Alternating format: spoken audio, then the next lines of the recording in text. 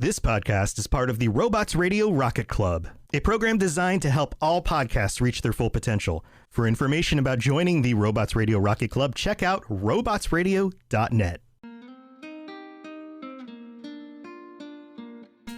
Hey all you heroes and champions, crows, pirates, and inquisitors. Welcome to the Dragon Age Lorecast. I'm Shelby. And I'm Austin. And we are so excited to bring you this podcast. Every episode, we'll be talking about a different topic in the Dragon Age universe. From the Maker to Lyrium to Aravels, we will cover it all. There will be spoilers. And always remember, swooping is bad.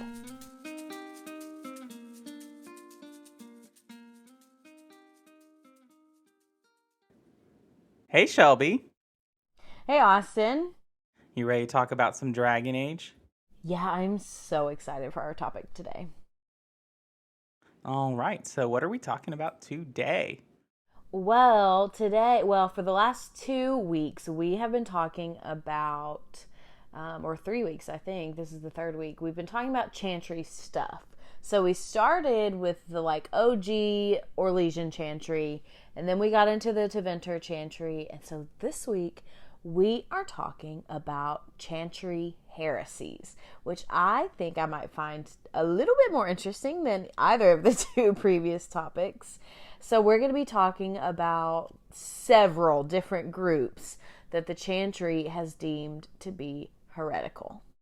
Right. Makes sense. All right. So where do we begin with this? I'm assuming you have some fun facts. Well, I don't have any fun facts today. I know that is literally a shocker. But I didn't really have any overarching fun facts about all of these groups or anything like that because they don't really have much in common. Some of them do, but all of them don't have much in common with each other. So I just thought we would dive right in to each of the groups, if that's fine with you. But first, I think we might want to talk about what is a heresy for just a minute or two. Yeah. Because I already have a question off the bat, which is what entity declares a heresy? Is it a conclave of the, revered mothers or grand clerics? Is it the divine herself? What is the authority given to declare something a heresy? Because I'll be honest, a heresy is only really a thing in an official heresy. You'll find more in the Catholic Church. The Catholic Church are the ones who are going to declare something an official heresy because they have a system that allows for it. There are other denominations. I'm painting with a broad brush, but yeah. Well, I think generally you're right. And generally, organizations that declare heresies, regardless of, whether it's Catholicism or not, are typically more hierarchical authoritarian entities. You're not going to find many institutions that are communal led that are going to be declaring heresies. It's just not in their DNA. So first, I think it's important to say the Chantry is hierarchical first, but also I think it does depend on what it is. For example, some parts of the Chant of Light were declared heretical or dissonant, and so they were struck from the record. That I think would need to be a group of people at a conclave or the divine. But then just, casting some one person out of the Chantry, I think that could be done by a grand cleric or a revered mother or someone like that. But I think generally with most of these groups that we're going to talk about today, I would imagine, and we don't know for all of them, a lot of them we can't say, or some of them are exceptions to whatever rule there may be, but I think a lot of them have been declared heresies by the divine. Right. So, I guess since you're the Dragon Age expert, I'll take the role of telling everyone what a heresy is. Not that you're not an expert in that, because we have the same credentials in this kind of thing. That's fair. But, so, heresy is used in the same way as it is the opposite of orthodoxy, which is the right path, I think, is its actual, translation or something like that. I can't remember. Shelby, you could correct me that. Or, the correct way is what orthodoxy means. I thought it was right belief. Maybe you're right. Yeah, so like right belief. And so what is set as orthodoxy, anything that deviates from that would be declared a heresy or a wrong belief. And you see a lot of this come up, especially in as religions are beginning to like form and structure themselves. And so in the Christian world, in the first 3 centuries of Christianity, and really beyond that, we have these ideas of heresy coming on. But all really something that is heresy is something that is not orthodoxy, not officially approved or sanctioned as a belief by whatever organization is deciding what orthodoxy is.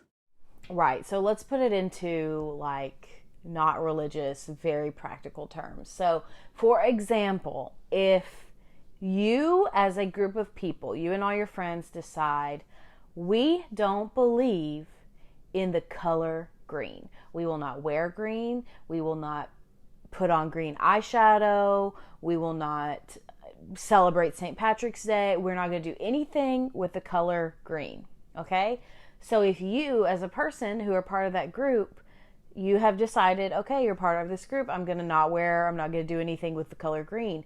But if you start skirting to the edge where you're wearing blue-green or teal or like aquamarine or turquoise, like you're getting close to green, right? Or like you're wearing a yellow-green and you kind of skirt into the lime territory, you're getting close to being heretical.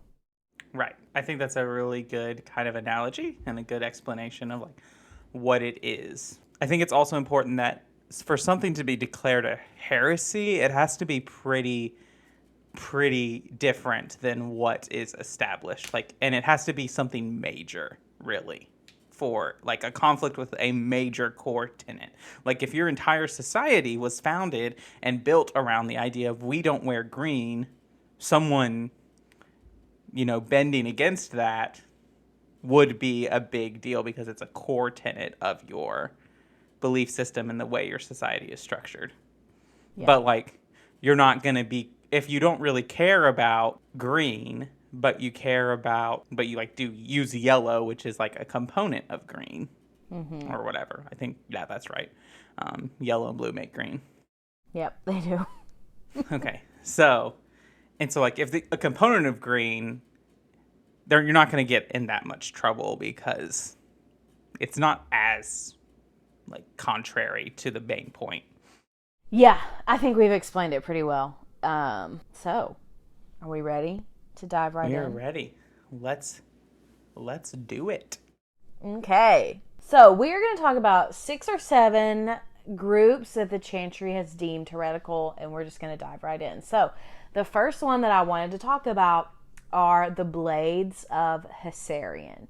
So if you have played Dragon Age Inquisition, this should be really familiar to you because they are, you encounter them in the Storm Coast, and they present themselves as like a militia / mercenary group, but they're also a secret society and a religious Andrastian cult.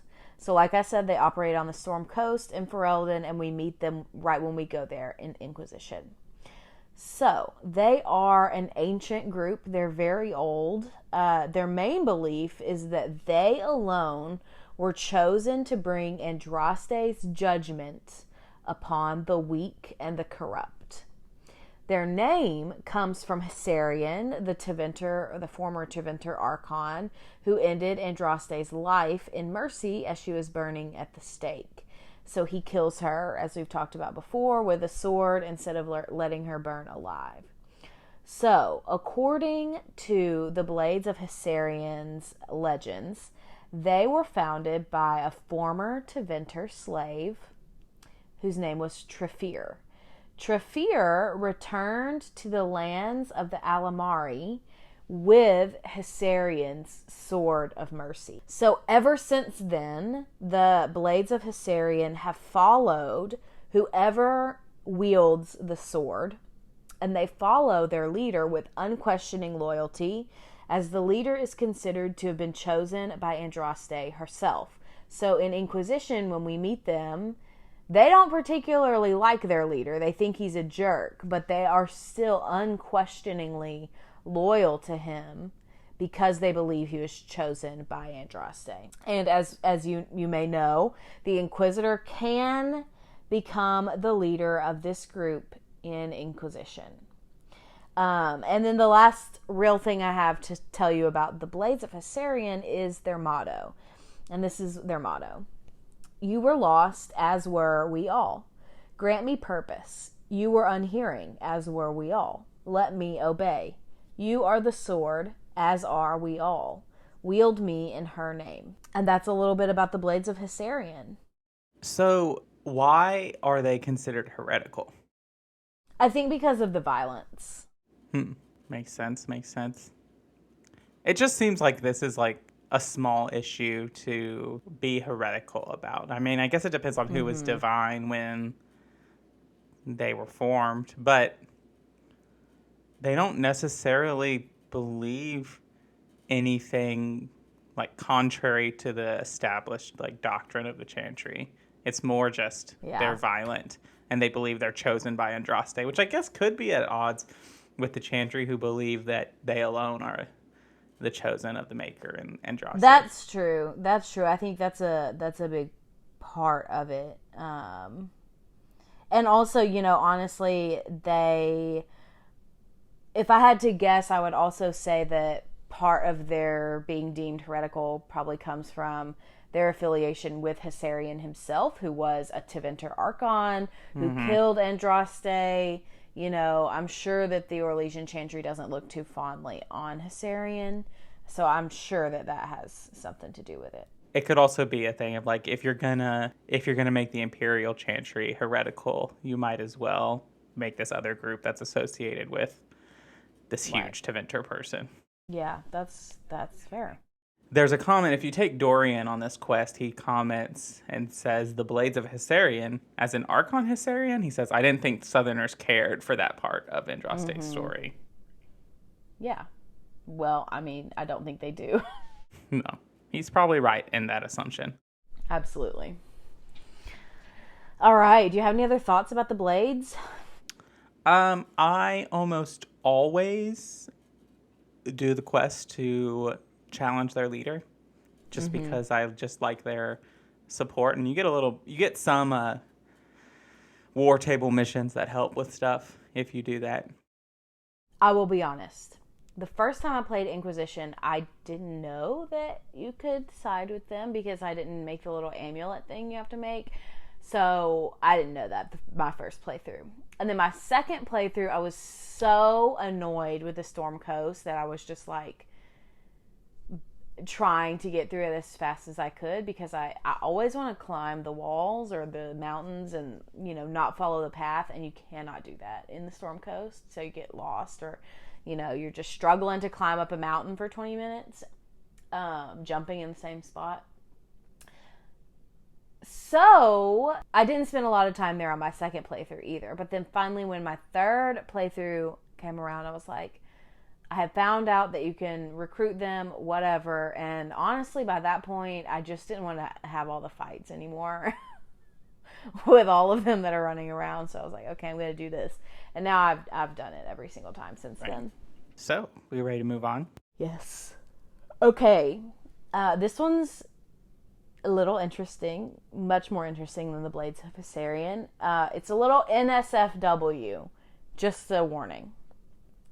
So this group is called the Daughters of Song, and despite their name, this group is made up of both men and women, and they are a hedonistic cult that honors and venerates the union of Andraste and the Maker, if you catch my drift.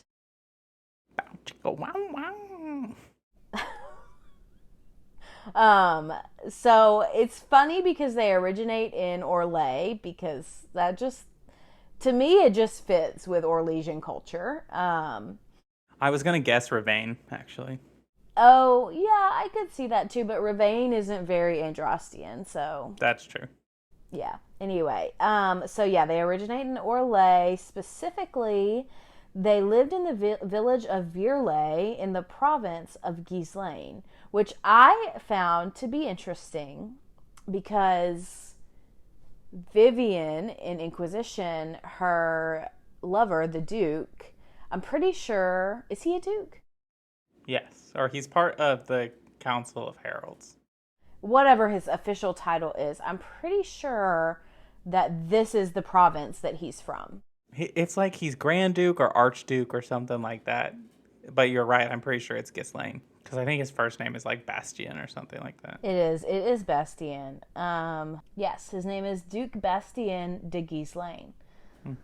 So I would imagine that means his family, they were the nobles that, were in charge of that area of land. Right. So that's a fun connection. I don't think Vivian would like the Daughters of Song very much. Just gonna throw that out there. But anyway, so when I say they venerate Andraste's union with the Maker, obviously sexual. But they also don't venerate any other holy union, which implies to me that they don't have marriages. They would not take vows as a Templar. They would not take ordination vows to be part of the Chantry. They wouldn't take any kind of vow or promise in this world, because they worship the vows and the promise and the union of Andraste and the Maker. And then they also totally ignore Andraste's life before the Maker. They ignore her war against Tevinter. They really even ignore her teachings and her marriage to Maferath and stepchildren, which a lot of people ignore her marriage to Maferath. I don't think that's that heretical, but it's part of their story too. And they even ignore her death, her murder and assassination by Tevinter and Maferath. So they ignore everything about her life prior to her union with the Maker.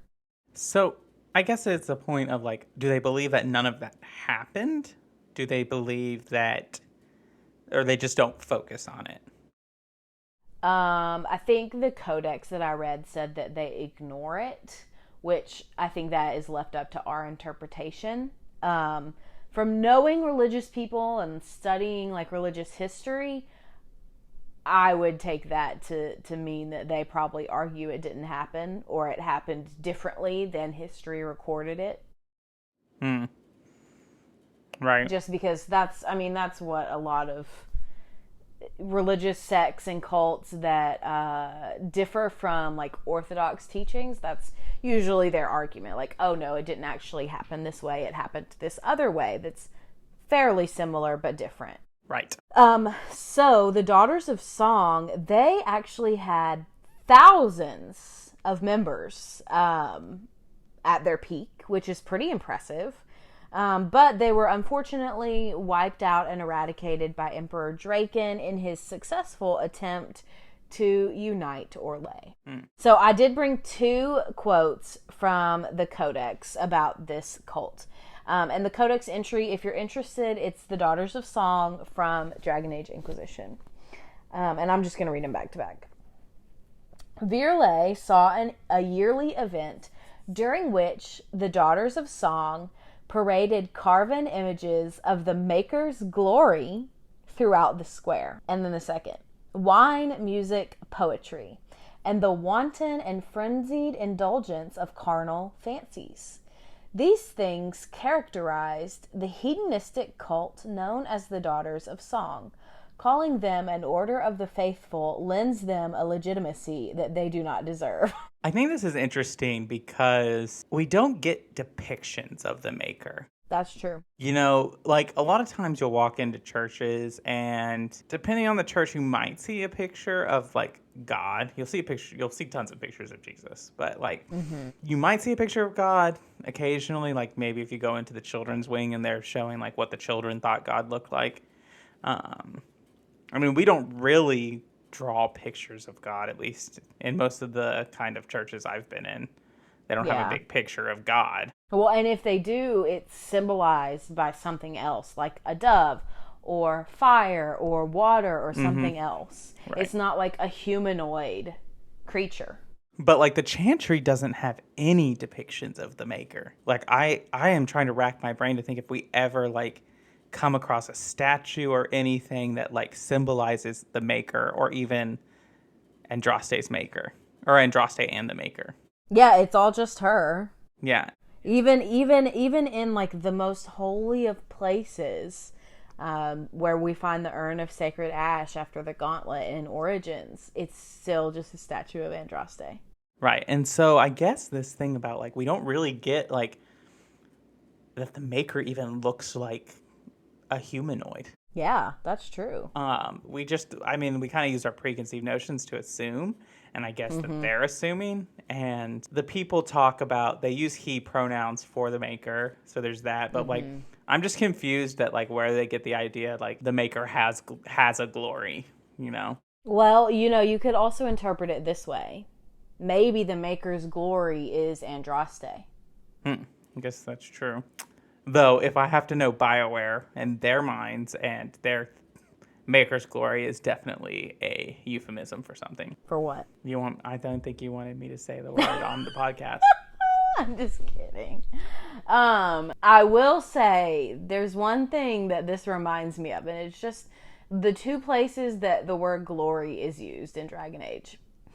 But it reminds me of when Sarah is making fun of the Inquisitor for like dating Solus, and she talks about I bet they get together and talk about elven glory. LOL. So that's what makes me think of that. So there are definitely a lot of things I think that this group would be deemed heretical for. Obviously, the sexual activity, the religious sexual activity, the parading around naked statues, all of that. But I also think the refusal to acknowledge Andraste's life and teachings and her war, I think that's a really big factor too. And, you know, because I think they don't recognize, you know, Andraste before her union with the Maker. That would also mean they probably don't recognize or use the Chant of Light, which would be another heretical thing. Yeah, I definitely see that. Though I'm really confused about, like, because Chantry sisters do not take a vow of chastity. No, neither do Templars. Right. And so, like, this whole... I mean, obviously, Templars don't. I mean, Aveline is married to one. Right. And so it's just interesting to me that, like, I don't think if they just did the sex thing, I think they'd just be a weird group. I don't know if they'd be heretical. I don't know, because I don't think I agree with that, because there's a difference between, like, saying sex is okay and saying sex is good and holy, and then there's a difference between that and using sex as part of your religious rituals. There's a huge difference between those two things. Yes. So I think even if it was just the sexual aspect of their teachings and theology, I still think they would be declared heretical. Yeah. All right. You ready to move on to the next one? I am. This one will be familiar to a lot of us. Yes. So this next one is the Disciples of Andraste. And if you've played Dragon Age Origins, this should be very familiar to you because they're a part of the main quest. And we meet them in Haven when we first arrive in the mountain pass. And they are the ones that will attack you, and they're super unfriendly. And eventually, once you get more into the quest, you realize that they are a totally different Chantry group to what anything you've ever experienced so far in the game. So, a little background. When Andraste was burned at the stake in Tevinter, apparently a small group of her disciples gathered her ashes and took them back to Ferelden. and into the Frostback Mountains, where they then built the Temple of Sacred Ash. Again, this is a main quest line in Origins. As often happens, however, this small group of disciples, their beliefs changed. They never joined with the Orlesian Chantry. They never joined the main organization, which makes sense because Haven is already an isolated and individualistic town. They don't want outsiders. But they came to believe that Andraste had been reincarnated, specifically in the form of a high dragon that's living in the mountains. So once they came to this belief, they wanted to destroy the ashes, Andraste's ashes, because they felt like they no longer had any purpose. So for their attempts to destroy the ashes, the Guardian banished them from the Temple of Sacred Ash, which is why they moved down into the village of Haven. So, since that point, only the Guardian resides in the Gauntlet Chamber with the urn, and he is protecting the ashes, as the rest of the disciples are unable to kill him. And like I said, the other disciples reside in the ruins of the nearby caverns and in Haven and all throughout the mountainside. So when we're doing this quest, you're approached by a man named Colgrim who wants you to poison the ashes. And that's why he gives you this quest, because he can't go in there because the Guardian has banned him from going in. Right. Another interesting fact is that the disciples of Andraste don't worship the Maker. They worship Andraste, specifically. And they admit that, too. They basically have created their own version of the Chantry, and it's based on Andraste's Chant of Light, which the Orlesian and Imperial Chantries are also based on the Chant of Light, but they all three have their differences from one another. Like the Imperial Chantry, the disciples of Andraste also have male priests, whereas the Orlesian Chantry does not. And, you know, in this way, I think that they're very similar to the Imperial Chantry for sure. But it's very important to note that this group developed independently from both the Orlesian and the Imperial Chantries. Right, yes. It's kind of like the thing about, like, you are getting into this small, like, secluded group sits and they develop their own theories about that. Which, you know, like, I can see how they would get this reincarnation idea. Over, you know, time, they come back to the Frostback Mountains where they create the Temple of Sacred Ashes, and then this high dragon shows up. And if you really walk around that high dragon does only really attacks you, one, if you ring the gong, but, like, as you're approaching the Temple of the Sacred Ashes. So it's like it's standing guard over the Temple of the Sacred Ashes. You know? Yeah, that's a good point. I mean, it's probably actually, like, in reality, it's guarding some kind of nest, because you do encounter a lot of, you know, dragonlings and eggs and other things like that. And so it's interesting to me that I could see how they would get to there. And, you know, you're in this secluded group and you create this sort of echo chamber, and there you have it. You have a heretical group. Yeah, absolutely. But I think that what really gets them in trouble is this belief of the dragon and this belief of that they don't worship the Maker. I think that's a big thing. Well, you know, I agree with that. Those are two things that diverge them from the regular chantries, but I don't think that's the reason why they're declared heretical, because they're not even discovered until the hero of Ferelden arrives. Right. So they're not discovered until after that takes place, which, you know, the Orlesian Chantry reclaims the Temple of Sacred Ash, as we know. So I would imagine that they're deemed heretical because they tried to poison the Temple of Sacred, or because they tried to poison the Sacred Ashes, not because of any of their other beliefs. I'm sure those other beliefs didn't help them, but we have to remember that most heretical groups, when they're declared heretical, they're doing things and things are happening. Like it's in the timeline. You don't have the privilege of like retrospection. You can't look back over time. But with the disciples of Andraste, they can. And they can see like, okay, well, you have this and you did this. And then there's that. And then there's this other thing. So it's much more of a retrospective declaring of heresy than the others. Right. And so I guess my thing that we get here is like Inquisition kind of takes the assumption that the hero of Ferelden did not poison the ashes.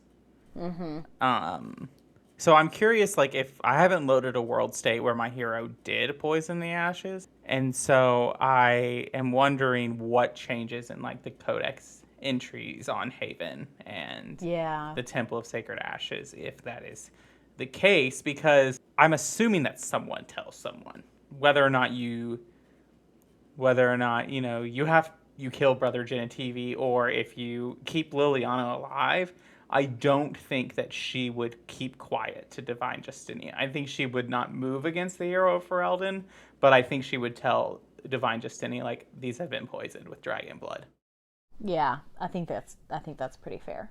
So like I was curious if like how they accounted for that, or if they just said, we're just going to assume that you didn't do this because it's easier for us. I do not know the answer to that question, but you have to know that like even if they did poison the ashes, like it doesn't destroy the temple. Right. And so that's really like it would still be able to be a pilgrimage site. But yeah, we just don't know. Well, my last little thing about the disciples is that after the events of Origins, the Orlesian Chantry reclaims the Temple of Sacred Ash as a place of pilgrimage and holiness, and the surviving members of the cult were forced out of Haven and into the mountains. As far as we know, only one of the disciples survives. Her name is Tamar, and she became an agent of the Inquisition. And she is a playable character protagonist in the Inquisition multiplayer, which I have not played, but we'll talk a little bit about her later. Woohoo! All right, are you ready for our break? Yes. All right. Well, we'll be back after we do our little break in the mid-show.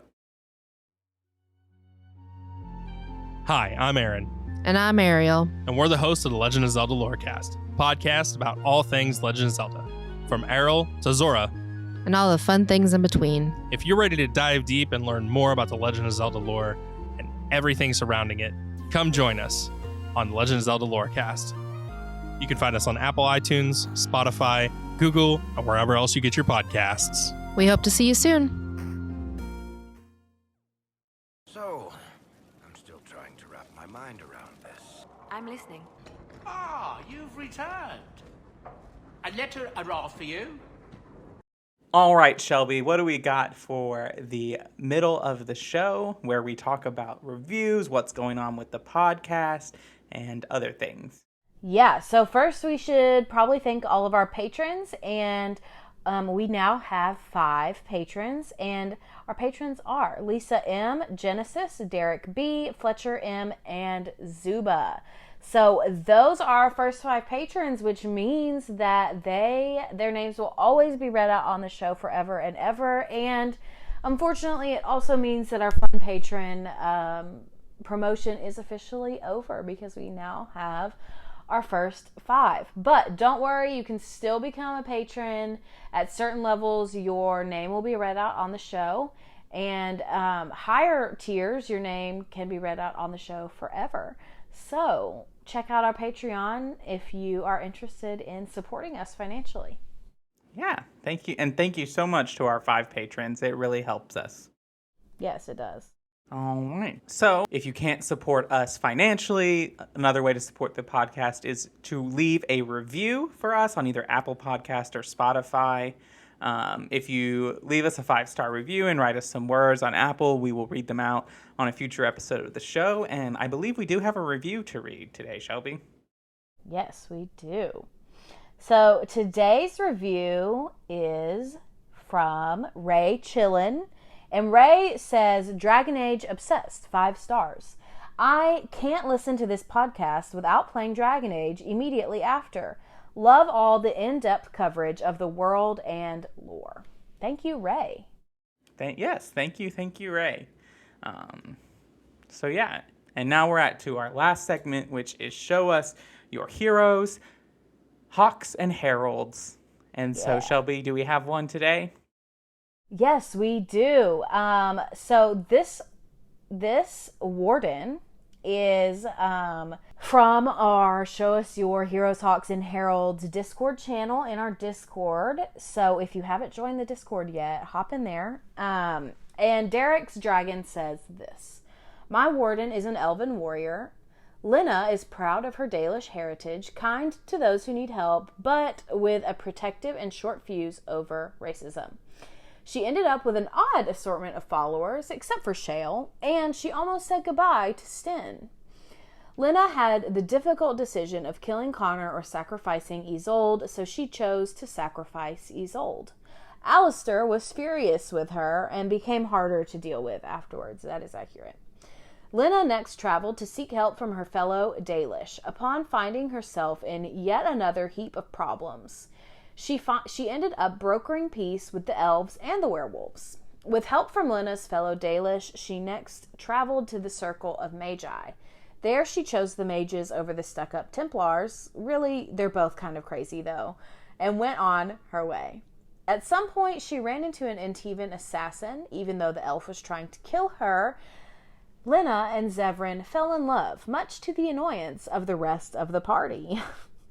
Next, Lena and party ventured to Orzammar and found herself in a brutal political contest for the throne.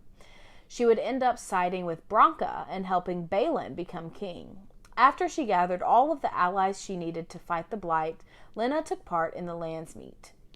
She wanted her friend Alistair to become king or rule with Honora, but he just didn't want to. So Loghain's daughter took the throne. Lena dueled Loghain and let Alistair take his vengeance. The night before the final battle, Morrigan told Lena that she or Alistair would die if they killed the archdemon, but if Alistair was to sleep with Morrigan, then the old god baby would be reborn. Alistair wussed out, unfortunately.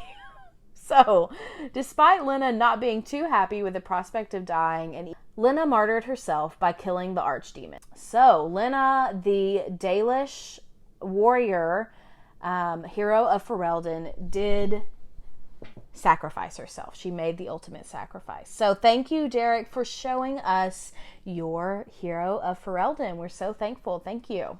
Yes, thank you so much. And you can send us the heroes on Twitter. You can send them to us at our email at dragonagelorecast or dalorecast@gmail.com. And you can also join them or show them to us on our Discord. You can join in the episode link description. Or if you join the Robots Radio Discord, you can share them to us there in the channel there. That's also in the episode description. And also, if this is just an announcement about something else we're doing, Shelby and I have started a new podcast, as you may have heard, called the Assassin's Creed Lorecast. That's just launched this week, and so you can go and check out its first episode there. If you're an Assassin's Creed fan. So yeah, you ready to get back into it? Let's do it. All right. Hi, I'm Fire Rider, and I'm the host of The Pixel People, a podcast dedicated to taking a close look at our favorite characters from our favorite video games. From major characters who define the course of a game's storyline to smaller characters who you might have never noticed. Every week, we go beyond the quest line to examine a particular character's story arc and choices, and discover the real-world parallels and life lessons hidden just below the surface. I hope you'll join us. You can find the Pixel People on Anchor, Spotify, Apple Podcasts, and everywhere else you listen to podcasts. My friend. You fear barbarians will swoop down upon you. Yes, swooping is bad. Yeah, this is gonna be fun. Okay, so I think the next couple of heretical groups are going to go a little bit quicker because we just don't know as much about them. So the first one, or the next one, are the Empty Ones. And they are an apocalyptic cult based out of Navarra. And they're very, very short-lived, and you'll find out why in a minute. So essentially, the Empty Ones believed that Andraste's death would bring upon the end of the world, and the Maker would destroy the world due to the betrayal of Andraste. Obviously, the end of the world has not happened yet, neither in Thedas nor Earth. So as most apocalyptic groups do, their beliefs had to evolve. So their beliefs evolved into something a little bit crazy. So bear with me here. They then began to believe that the Blight was the Maker's instrument in bringing about the end of the world. So because they believed the Blight and thus the Darkspawn is an extension of the Maker, it can be said that they worship the Blight and the Darkspawn. So this theological belief would lead you to do some pretty crazy things, like unnecessary death. So I brought a Codex entry about them, and this is what it says. They called themselves the Empty Ones, for they saw themselves as worthless husks, ready to be swept away by the Maker's hand. End quote. And that's pretty much what happened to them. They literally marched into the path of Darkspawn, of the Darkspawn horde during the Second Blight. And they all died. Wow. You're speechless. I mean, it's an interesting thing. Solus makes a comment one time when you go to this kind of conclave in this fortress in the hinterlands. Winterwatch Tower. Yeah, Winterwatch Tower, which he says it's only natural that some would turn to worship the breach. We'll get there later. Yes. I see that. And so it makes sense that some people would interpret the Blight as such. I mean, even the Chantry itself kind of views the Blight as the Maker's punishment on humanity. Yeah, I definitely don't think it's a reach. Like in universe in terms of their theology, but I do think it's crazy. Right, and this is a little trigger warning for cults and other beliefs, extreme beliefs that can lead to that. I mean, suicide cults are a thing in here. And so in our world. And so it's not that far of reach that this would happen. But dang. Yeah, crazy. Before we move on, I do want to just lift up that this group is different from followers of the old gods. Old god followers worshipped the old gods. This group is different because they specifically worship the Blight. Right.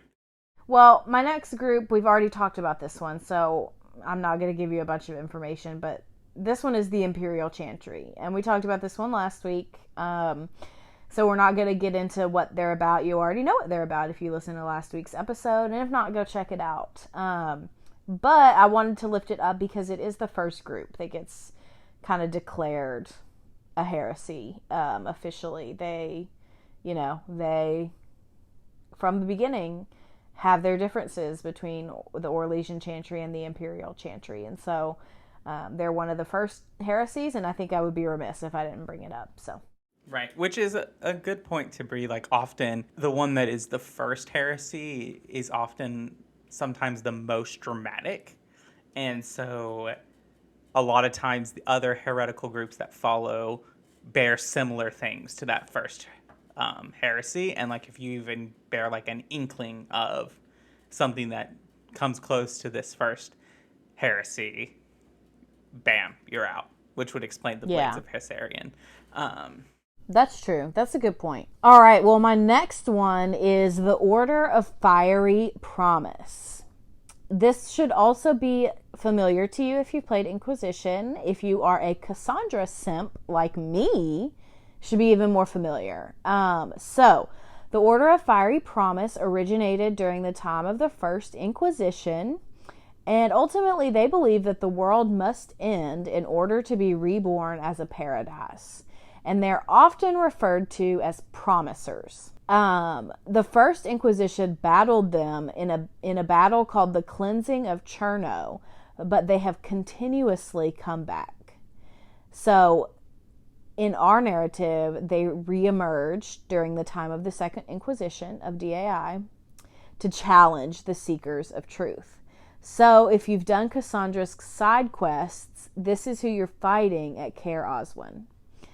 They have basically taken control of the Seekers. They're working with the Red Lyrium Templars to kind of destroy the Seekers from the inside out.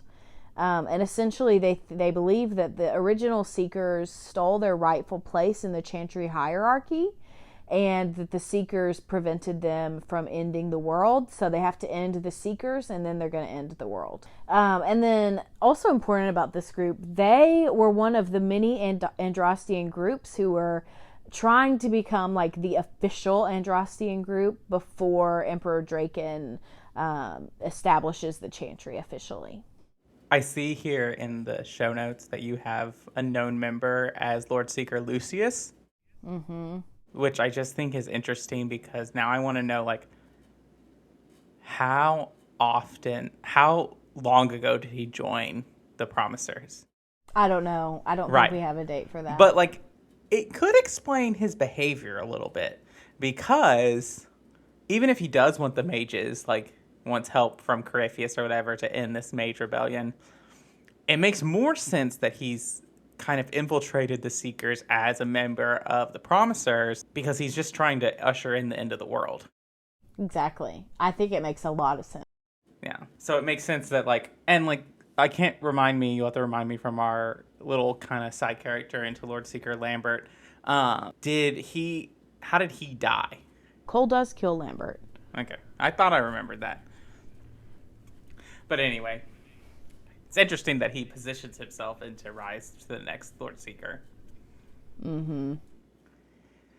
All right. Well, we've got 2 more, and they're going to go real quick, so let's just get into them. Sure. Okay, great. So the next one are the Winterwatch Tower cultists. And Austin, you mentioned this earlier, but the Winterwatch Tower cultists are the ones we meet in Inquisition in the hinterlands. If you remember, they have a breach, like they have a rift in their little tower, and you have to put it out, and then they're like, oh my god, we worship you now. So they literally worship the breach because they believed that it was the Maker who caused it in order to open the skies so that his faithful can return to him in the Golden City.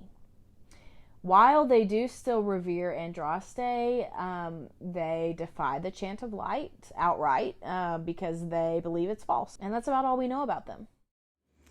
Interesting. I mean, and, like, we don't know a lot because they're kind of they're probably a really short-lived cult. Yeah, absolutely. And, I mean, I guess if you don't ever go there, but it's assumed by the time of Trespasser that the Inquisitor closed all the Fade Rifts. And so at some point they would have to go there. And if you close the Fade Rift, they're basically like, oh, well, their leader is basically like, oh, you must be like the Herald of Andraste if you can close this. Mm-hmm. And so then they're kind of like done. Yeah, and another reason why we don't know a lot about them is because they're so brand new. Like, they just started when the breach came about, so they're brand new. And who's to know what other kind of groups emerge by the time DA4 comes out, so... Yeah, for real. All right. And then my last one is super short. It's called The Cult of Masked Andraste, and I literally wrote in my show notes, we don't know a lot about this group, but it was mentioned, so I thought I would lift it up. But basically, they are a breakaway cult that broke off from the Chantry, and they basically worship a version of Andraste, who is like a hunter. And so she's masked, and she is a hunter that, like, lives in the woods. And so this image of Andraste is prevalent in Western Orlais and in the Anderfels. Western Orlais is over by, like, the Western approach and the Hissing Wastes. Yes. Yeah. So that's interesting because there probably are several nomadic hunting groups that are out over there. Well, yeah, I mean, there's so many things out there that can kill you. Right. It's the Australia of Thedas. Right. I mean, literally everything in the Hissing Waste tries to kill you. So I guess my other thing about it would be, like, it kind of stems, like, even though we don't know, it seems like they would kind of worship Andraste's more Alamari heritage and that kind of tribal nomadic group. Yeah, that's a good point. I didn't even think about that. So, which is why I was like thinking about that. I was like, well, Western Orlais. Well, no, that's the opposite of where like the Avar and the other ancestral groups from the Alamari are. Mm-hmm. It's the opposite direction. It is. It is. But so that's all of them that we know about. Yeah, that we know about, that do anything, that have like significance. I'm sure there are more out there that are like super minor, but I didn't want to bring in anything that wasn't like well established or well known. It's also known, we didn't cover this in like a heresy. Like, you won't be declared a heretic for just believing something.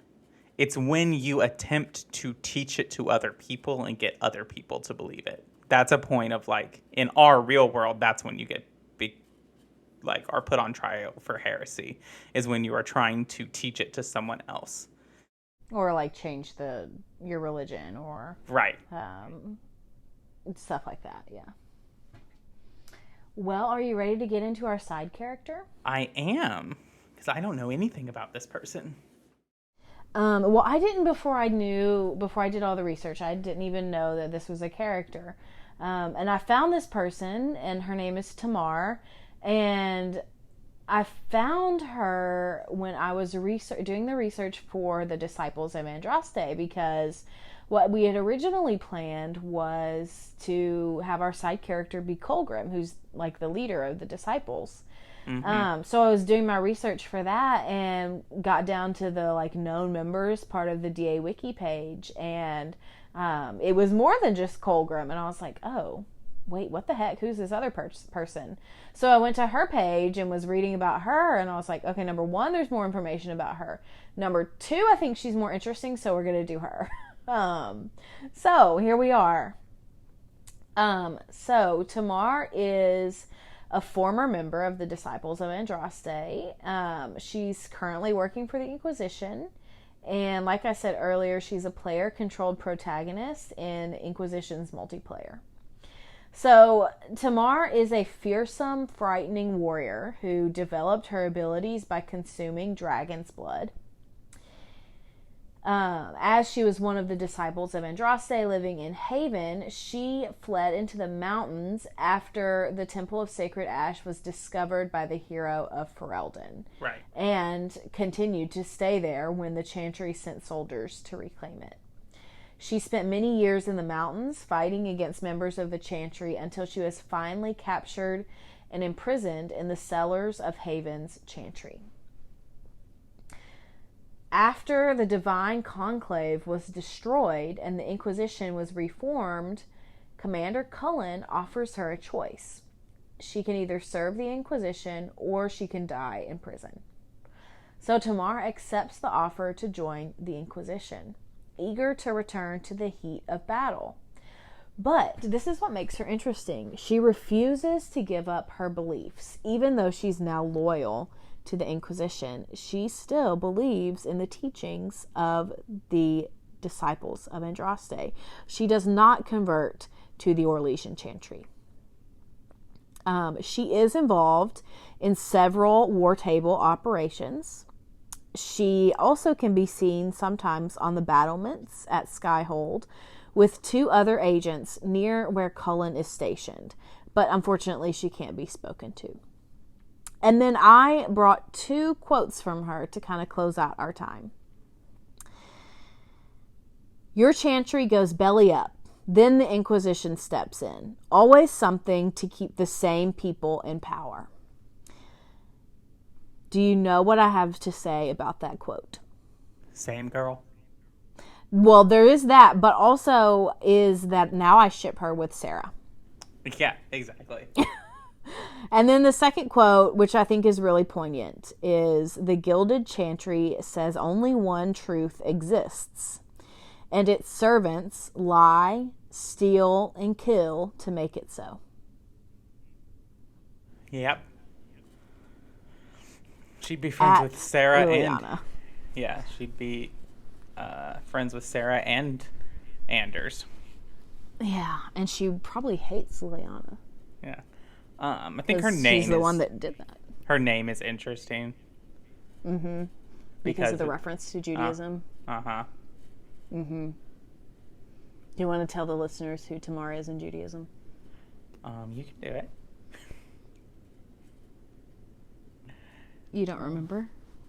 I don't remember exactly. I believe she it has to do, her story can be found in Genesis, and she marries into the family of Jacob, and there's a lot of deception that goes on, and she ends up marrying Judah. And she's included in the line of Jesus. She's included in the line of Jesus. Yeah. I think. Yes. There you go. That's pretty much it. Yeah, I do think that's an interesting name choice. But I like Tamar. I think that she has an important perspective that Inquisition often forgets about. I think in a lot of Inquisition, it feels like everyone believes in the Chantry. And that's not true for Thedas. That's not true for the world. But it feels like sometimes the game believes that. And so I think Tamar provides a good counter narrative there. Well, even our very skeptical Sarah still gets approval when you do Chantry-like things. Well, I mean, to be fair to Sarah, you know, she grew up as a city elf, and most city elves are Andrastian. Yes. They don't necessarily believe in elven gods, especially Sarah, so I think it makes sense that would be her response. So, like, of your possible companions, really only 3 are not Andrastian in some form. Solus, Iron Bull, Cole. And Cole. But, like, Cole is, like, what? I think if you asked Cole what he believed, he'd just give you a bunch of weird flashbacks. That's probably fair. But yeah, so that's everything I've got about the Heresies, unless you have additional thoughts, Austin. No, I don't think so. Well, that's the heretical groups. All right, thank you for listening. We'll see you all next time.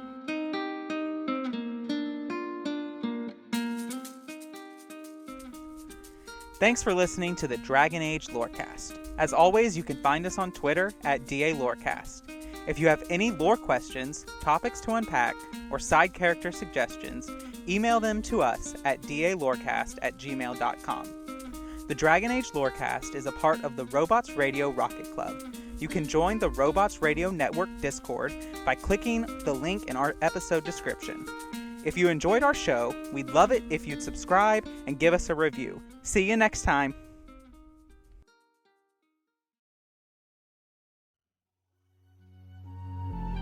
Hi, I'm Aaron. And I'm Ariel. And we're the hosts of the Legend of Zelda Lorecast, a podcast about all things Legend of Zelda, from Errol to Zora, and all the fun things in between. If you're ready to dive deep and learn more about the Legend of Zelda lore and everything surrounding it, come join us on the Legend of Zelda Lorecast. You can find us on Apple iTunes, Spotify, Google, or wherever else you get your podcasts. We hope to see you soon.